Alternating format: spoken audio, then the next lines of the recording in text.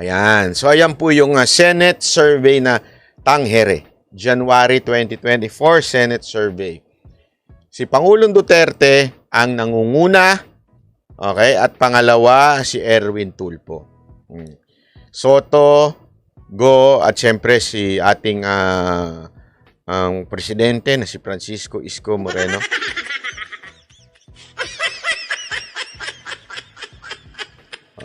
At the same time, mga sila Manny Pacquiao, Pia Cayetano, tinan mo, si Amy Marcos nga, bumagsak nga eh. Nare-realize na kaya to? Ewan ko lang Si Robredo, nasa 14. Uy, si Ben Tulfo, 13. Oh, palakpakan, oh.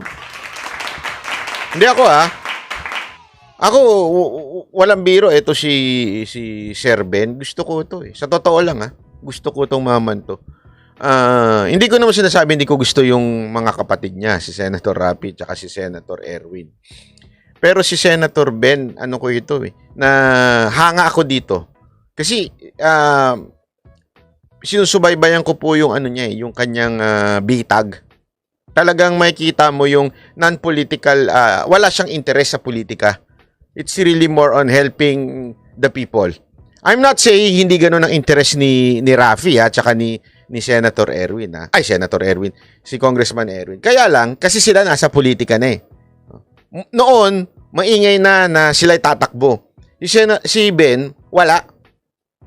Kaya ako medyo natutuwa ako kasi ano lang siya is ika nga masasabi nating siya yung Tulfo na silent pero parang siya yung berdugo ika.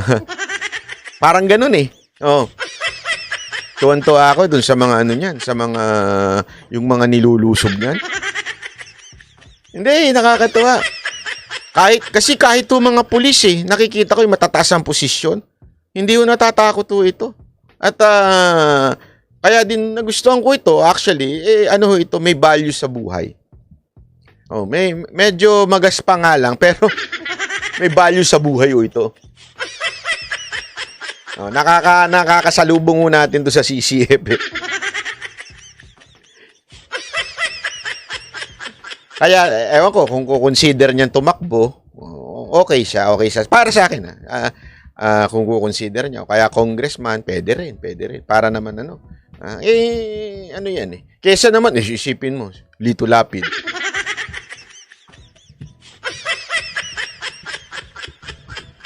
Tama, iba si Ben. Actually talaga, may sarili silang diyan eh. May sarili silang kanya-kanyang sana ma-interview natin to si Ben Tulfo, no? Sana lang. Kung meron nung nakikinig na staff ni Senator Ben Tulfo, baka naman pwede ko pong ma-interview yung matagal na nating hinahangaan. Kung saan niya kinukuha yung kanyang tapang. Baka pwede makabili. Loko lang. Pero karamihan naman dyan, okay naman eh. I mean, sa akin, okay naman yung mga dyan yung mga pumasok eh.